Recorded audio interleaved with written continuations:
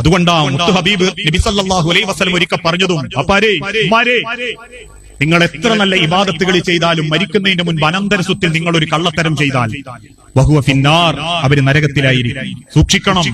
സൂക്ഷിക്കണം. പലരും കള്ള ഒപ്പിട്ടിട്ടും അല്ലാണ്ടും ഒക്കെ വരുതിയിലാക്കുന്നുണ്ട്. ചില മക്കളോട് ഒരു പ്രത്യേക താല്പര്യം, അതുകൊണ്ട് ഓന് കുറച്ച് കൂടുതൽ എഴുതി വെക്കുക.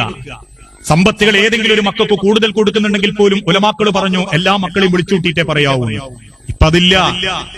ഇന്ന് ഓരോരുത്തരും ആളറിയാണ്ട് മറ്റുള്ളവരെ കേൾപ്പിക്കാതെ അവസാനം വീതം വെക്കുമ്പോഴാ പറയാ, അതെ അത് മൂത്തോന്റെ പേരിലുള്ളതാണ്. അടിയന്മാര് അറിയും, ഞങ്ങൾ അറിഞ്ഞില്ല. ആ അമ്മ പണ്ട് പറഞ്ഞിട്ടുണ്ട്. രേഖ ഉണ്ടോ? രേഖ ഒന്നുമില്ല, അമ്മ സക്കറാത്ത് കിടക്കുമ്പോ പറഞ്ഞതാണ്. ഇത്രേ ഉള്ളൂ. പലരും അങ്ങോട്ടും ഇങ്ങോട്ടും വഞ്ചിക്കുന്നവര് ഹക്കായ മുതൽ അങ്ങ് കൊടുത്തേക്കണം. ഹക്കായ മുതലേ അങ്ങ് കൊടുത്തേക്കണം. തൃപ്തില്ലാണ്ട് ഒരു ഉറുപ്പ്യ കൈമലുണ്ടെങ്കിലേ ആ ഒന്നല്ല അള്ള കൊണ്ടുപോവുക, 100 പടച്ചം കൊണ്ടുപോയിക്കാളും. അത് നമ്മൾ പേടിക്കണ്ടേ? ഹക്കല്ലാത്ത ഒരു ഉറുപ്പ്യ കൈമലുണ്ടെങ്കിൽ ആ ഒരു ഉറുപ്പ്യ അല്ല അള്ള കൊണ്ടുപോവുക. ഉള്ള ഹലാലുള്ളതും കൂടി പടച്ചം കൊണ്ടുപോയിക്കാളും. എന്നിട്ട് അള്ളാഹു നിന്നെ അറിയിക്കും ദാരിദ്ര്യത്തിന്റെ സങ്കടം, അപമാനം, പൈസന്റെ വില. മുതലുണ്ടാക്കുക എന്ന് പറഞ്ഞാൽ എളുപ്പ, പക്ഷെ ആ